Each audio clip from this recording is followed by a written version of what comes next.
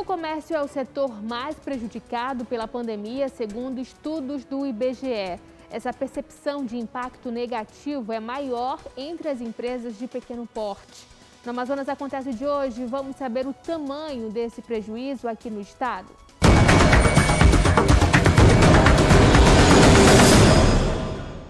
E na nossa conversa de hoje, quem participa conosco é o Aderson Frota, presidente da FEComércio, que já se encontra aqui conosco. Presidente, muito obrigada por aceitar o nosso convite. Já pergunto para o senhor, aos 67 anos de existência da FEComércio, por algum momento já passou por um desafio como esse agora aqui?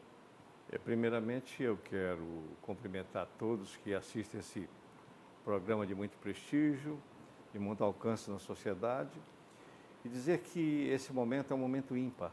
Nós nunca tivemos um momento tão delicado, tão difícil e com contornos totalmente diferentes.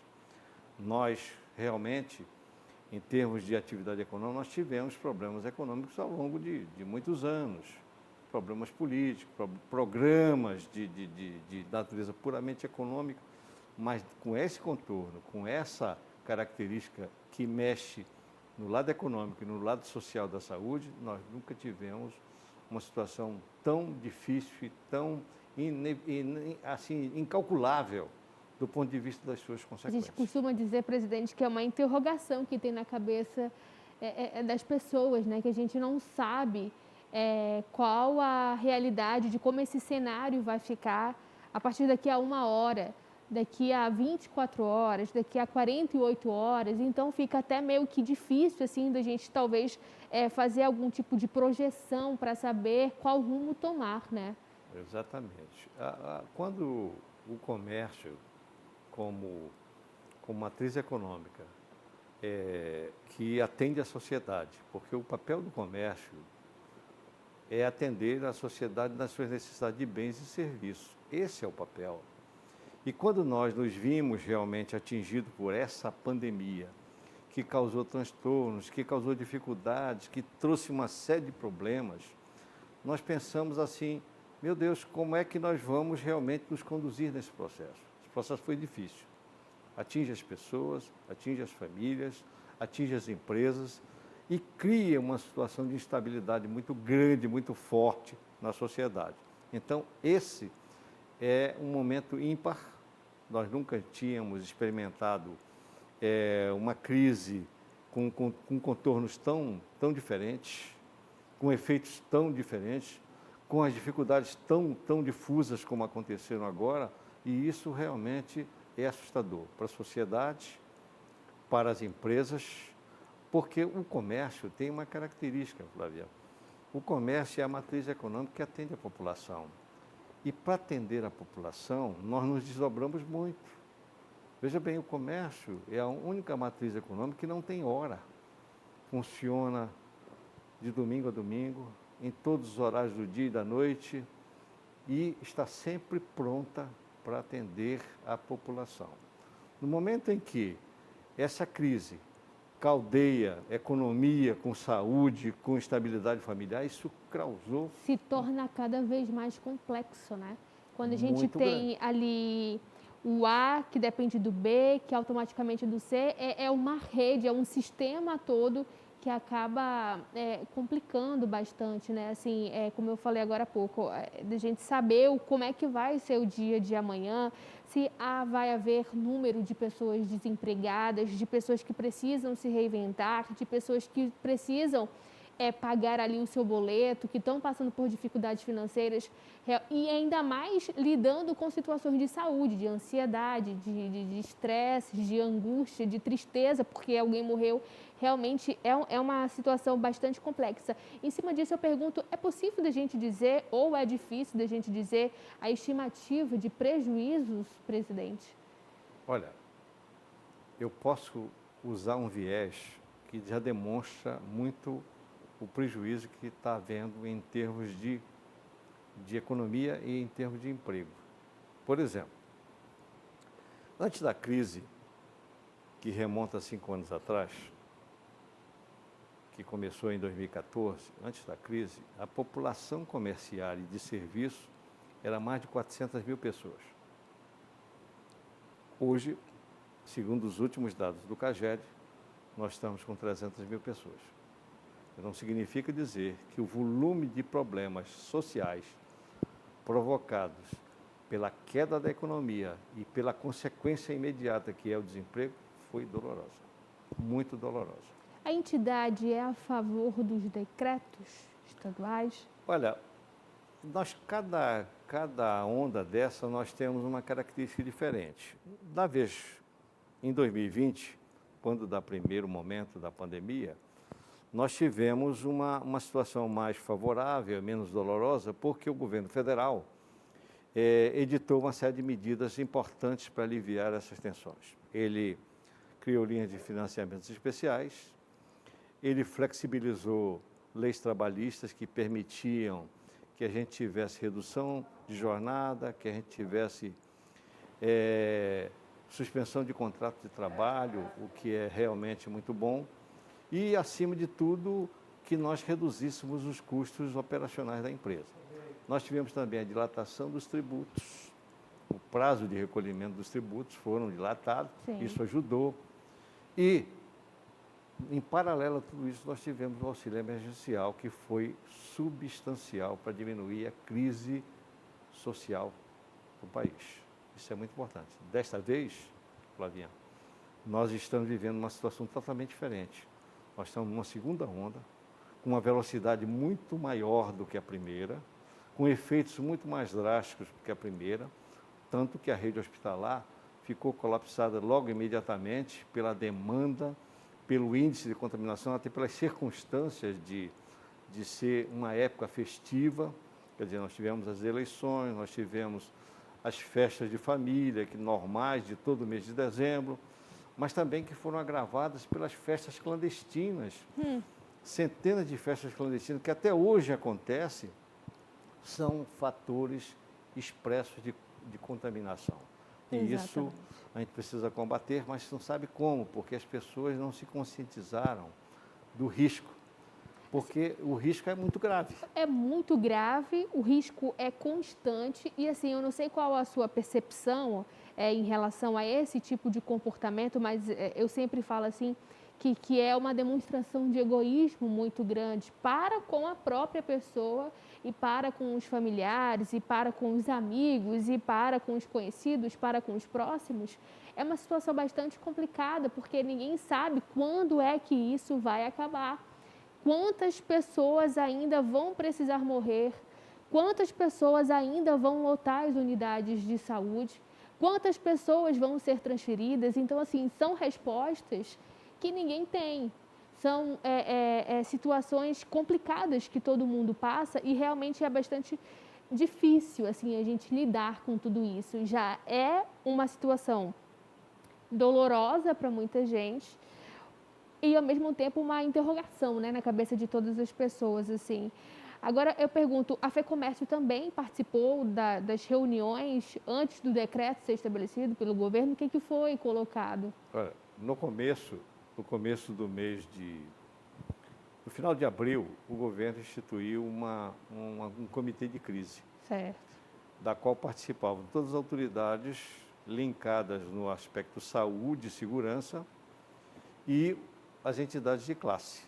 Nós fazemos parte e nós tivemos a oportunidade de conversar com o secretário de Saúde, com a Anvisa, com a Fundação de Vigilância de Saúde, enfim, com todos os órgãos, Secretaria Municipal, Secretaria Estadual, Secretaria de Segurança. E uma coisa que a gente colocava naquele momento é que a gente precisava ter uma visão um pouco mais completa das consequências. No momento em que a gente pudesse adotar medidas que compatibilizasse economia com saúde, nós estaríamos criando um fator altamente positivo para a sociedade.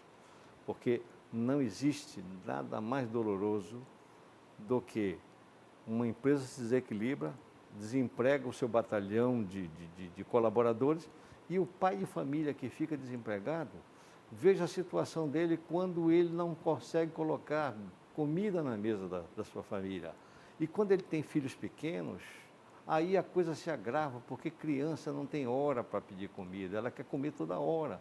Aí o pai, naquele desespero, desempregado, sem a possibilidade realmente de cumprir com as suas obrigações, de prover a família, o que ele vai fazer? Ele vai para todos os guetos de violência. Ele vai para assalto, ele vai para furto, ele vai para as drogas, a desagregação familiar cresce absurdamente e na esteira de tudo isso que o Estado às vezes não percebe, é que gera despesas inarredáveis. É mais demanda policial, é mais demanda hospitalar, é mais demanda de questionamento na justiça. Tudo cresce em função dessa crise social. Exatamente. Presidente, eu vou pedir um minutinho para a gente ir para o intervalo e a gente continua a nossa conversa já já. Certinho? Amazonas Acontece volta já.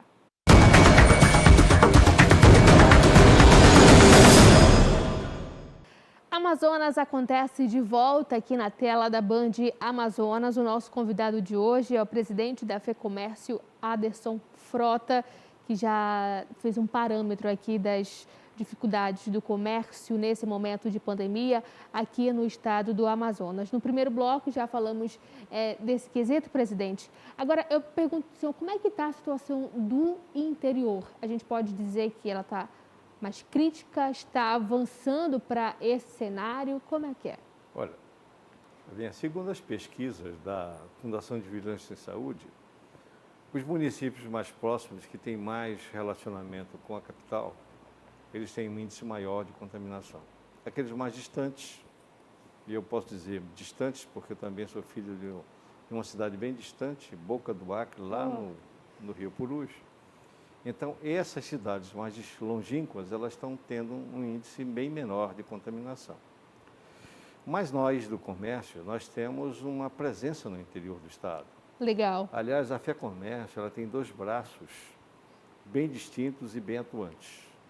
O primeiro braço é o SENAC, que atua na formação, no treinamento, na abertura do mercado de trabalho. Dentro desse foco é exatamente o que nós estamos fazendo. E nesse momento de pandemia, que está mexendo com todas as profissões, com todos os hábitos sociais, comerciais, afetivos, nós também estamos pesquisando para encontrar quais são os novos modelos de trabalho do futuro, tá? Temos faculdade, atuamos muito na área da gastronomia, na área da beleza. Todos os profissionais hoje que atuam em restaurantes, garçons, maîtres, chefes, todos são formados pelo SENAC, ou seja, 90%, sem medo de errar, são formados pelo SENAC. Nós temos a área de higiene e beleza, onde todos os salões, todas as manicures, cabeleireiras, pedicures, tudo é formado dentro dos bancos do SENAC. Nós temos a melhor escola de informática do estado do Amazonas, isso é motivo de orgulho, até porque nós formamos profissionais numa linha avançada, não naquela linha do feijão com arroz, mas numa linha avançada, onde nós temos hoje um cuidado muito grande de revelar valores, de encaminhar valores para o mercado do trabalho. Isso é um ponto positivo do SENAC. No interior também temos SENAC. Eu só conheço o ponto positivo, presidente. E no SESC nós temos uma outra característica, que é a parte social, que atende a população comerciária. E lá nós temos atividades como lazer, cultura, entretenimento, assistências de saúde muito grande, e temos a educação. Por exemplo, o SESC tem uma escola hoje que vai do maternal ao ensino médio, com 2.000 alunos. 2.000 alunos, onde a prevalência é para atender ao pessoal do comércio, os empregados do comércio. Olha é só. A prevalência. E por isso nós temos uma situação onde a gente distingue muito a nossa qualidade. Primeiro, nós somos a 7ª escola do estado do Amazonas classificadas pelo MEC. Perdemos para Lato Senso, perdemos para o Colégio Militar, mas perdemos para coisas realmente de alto nível. Mas estamos em 7º lugar. Mas já é um bom avanço, não, E não presidente? fomos nós que escolhemos, fomos classificados. E outra coisa interessante que eu quero frisar é que essa atividade é uma atividade que não dá lucro, ela dá muito custo.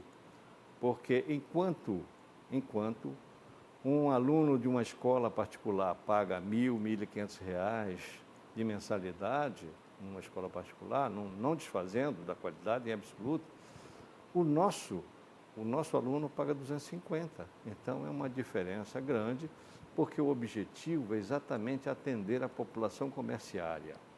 Esse é o compromisso. E lá nós temos um parque cultural, nós temos parques esportivos, nós temos várias atividades, nós temos um complexo de lazer muito grande, nós temos restaurante, o Sesc tem dois grandes problemas que são fundamentais na vida da sociedade. Primeiro, nós temos o restaurante do comerciário, onde nós temos uma comida preparada com todo o gabarito, com todo o carinho, por nutricionistas gabaritadas. No entanto, o nosso preço é subsidiado. Isso faz parte da nossa filosofia. A outra coisa é que nós temos um programa chamado Mesa Brasil. Do programa, já veio aqui, inclusive, aqui no Amazonas acontece, falando Mesa Brasil. Exatamente. Falou de comida, presidente. E o Mesa Brasil tem uma atividade nobre, né? Exatamente. Flávia? Que legal. Porque nós atendemos centenas de comunidades pobres, mas atendemos dentro de um critério muito rigoroso. Quando nós sentimos que aquela comunidade não tem capacidade de utilizar adequadamente os alimentos, nós mandamos nutricionistas, nós mandamos pessoas que ensinam a preparar, e aí para não haver também o desvio dessa alimentação. Sim. Nós agora, recentemente, nós fomos distinguidos até pelo governo do estado, porque nós fizemos uma parceria colaborativa, não é uma parceria para tirar nenhum proveito, colaborativa. Certo. Uma certa feita, o governo lamentou que as feiras de Manaus todinhas, as 5 feiras de Manaus, desperdiçavam por mês 90 toneladas de alimentos. Aí a iniciativa nossa, procuramos o secretário, que era encarregado dessa parte, e dissemos, olha, nós podemos colaborar. O nosso programa funciona assim, assim, assim, e nós podemos ser úteis para evitar o desperdício e, acima de tudo, para pegar esse desperdício e levar às populações mais carentes. E essas atividades, elas não pararam durante a pandemia, não, presidente? Ao contrário. Durante a pandemia, nós levamos cestas básicas, nós levamos alimentação aos prontos-socorros e hospitais, nós levamos uma série de programas de apoio, máscara, álcool gel, água mineral, porque as famílias mais humildes, que tinham parentes nos hospitais, não tinham o que comer. Então ficavam naquela aflição, naquela coisa, tudo isso nós temos. E outra coisa, através do nosso sistema nacional, a CNC doou mais de 100 cilindros de oxigênio no auge daquela crise, que foi super importante, porque um dos insumos mais importantes que estava faltando para o socorro às vítimas era o oxigênio. E nós estivemos lá presente e continuamos presente. Ainda a nossa missão, nós estamos fazendo parte de uma ação solidária, onde nós continuamos doando uma série de coisas importantes para as famílias e para as pessoas atingidas. Agora mesmo nós estamos adquirindo, se não me falha a memória, entre 6 e 7 mil testes de Covid, onde nós vamos dispor as empresas comerciais para que façam os testes com seus servidores. Até porque, para não haver responsabilidade em relação a processos de contaminação. Sim. Então, esses cuidados, todos são enfocados pelas entidades, que olham muito isso, tanto na capital, como no interior do estado. Então, nós estamos presentes com estrutura física em 8 municípios. E nós vamos estender mais. Mas dos 8 principais municípios, existe lá uma unidade do SESC e uma unidade do SENAC. Por exemplo, no começo da pandemia, o ano passado, faltou máscara. Aí, esse é um processo de reinvenção, o presidente, porque as pessoas procuraram mesmo muitas máscaras. Eu na drogaria não tinha máscara. Aí agora a gente vê as pessoas produzindo as máscaras, então as pessoas ensinando como fazer as suas próprias máscaras. Então, é um processo de reinvenção também? Olha, nós tínhamos um curso de corte e costura, lá em Itacoatiara. Olha só. E Itacoatiara pela própria manifestação das pessoas que participavam, com pessoas que estavam sendo treinadas, preparadas, elas se ofereceram. E foi o primeiro gesto de produção de máscara totalmente movido pelo interesse e pela produção individual das famílias. Ai, que legal. Olha aí, nós só oferecemos os insumos. A família é que fazia, as famílias envolvidas naquele processo é que fabricavam. E nós fizemos doações, inúmeras doações. Ai, que legal.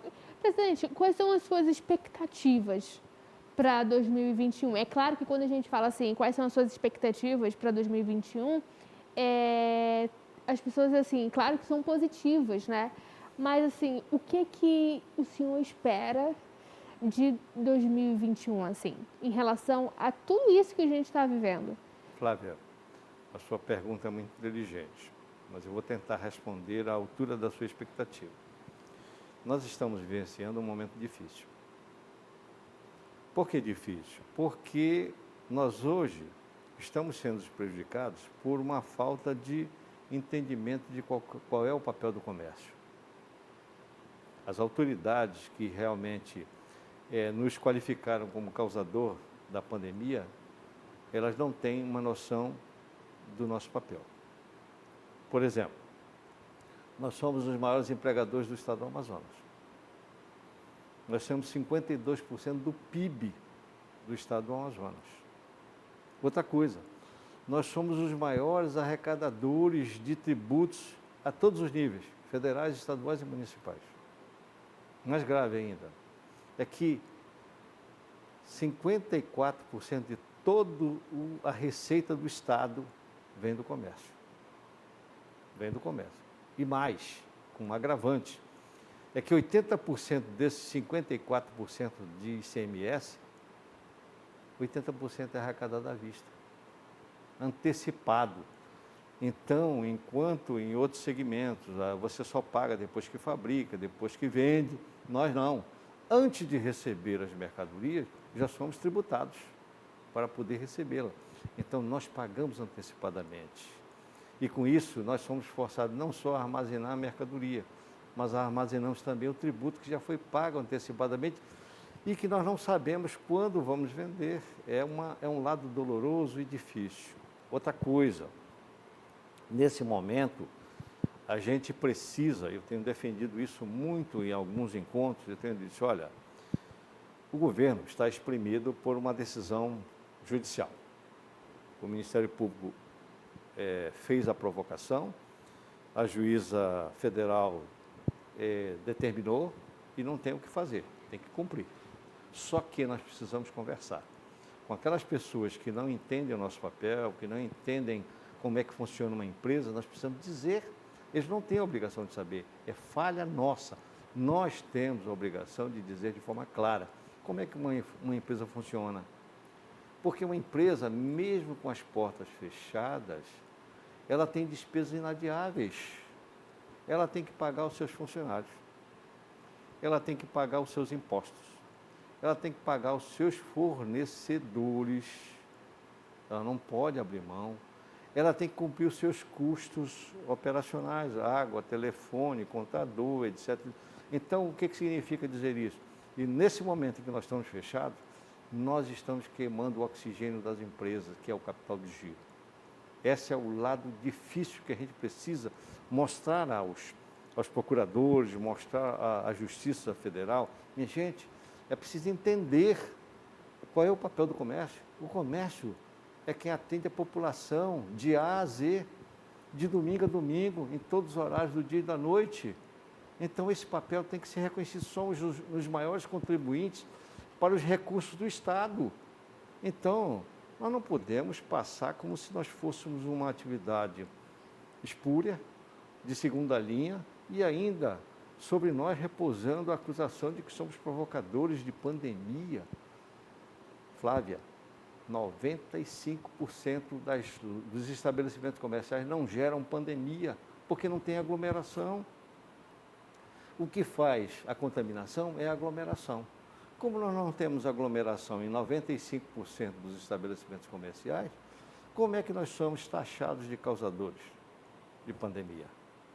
Então, a nós, nesse momento, me incomoda o fato da gente ter que abrir um espaço junto às autoridades, principalmente Ministério Público e Justiça, para dizer, olha, minha gente, uma empresa comercial, quando ela se desequilibra, ela gera despesas para o Estado que nem o Estado percebe. Porque quando ela se desequilibra, ela deixa de pagar impostos, ela deixa de pagar seus funcionários. E hoje, o grande fantasma do desemprego, Flávia, hoje, que nós estamos prestes a viver, é que nós não vamos dispensar empregados. Nós não vamos poder pagar os empregados. E aí a parte mais dolorosa é que nós vamos falhar com o compromisso com as pessoas que nos servem, que nos atendem, porque a nossa vida é diferente de alguns segmentos. É verdade. Presidente, eu gostei da sua resposta, gostei e me faz refletir muita coisa. E eu tenho certeza que o pessoal de casa também. Talvez a pessoa imagina o comércio como apenas um setor, mas ele é a matriz econômica. Ele é fundamental. E isso que o senhor falou responde muitas perguntas de quando parte ali aquele questionamento de que, nossa, o óleo está 8, está 9, está 10 reais, nossa, essa blusa está tanto. Então, assim, quais são os valores que são colocados por trás disso tudo? Presidente, eu quero muito agradecer a sua participação conosco aqui no Amazonas Acontece. Gostei muito do nosso bate-papo e eu quero deixar as portas abertas para que a FEComércio volte, para que o senhor volte aqui conosco para a gente falar de assuntos que mexam aí na cabeça de muitas pessoas, de muitos parlamentares, do governo, prefeitura, enfim, de um modo geral. Muito obrigada pela sua participação. Olha, nós é que agradecemos. Eu posso dizer sem sombra nem sem nenhum outro tipo de sentimento que eu fiquei honrado por ter sido entrevistado da maneira como você me entrevistou. Você é uma jornalista inteligente, sensível e olha, nós da FEComércio, os empresários do comércio, agradecem esse momento tão franco de podermos falar de todas as nossas aflições, agruras e esse momento extremamente difícil. É isso aí, presidente. Muito obrigada mais uma vez. O Amazonas Acontece fica por aqui e a gente se encontra na próxima edição.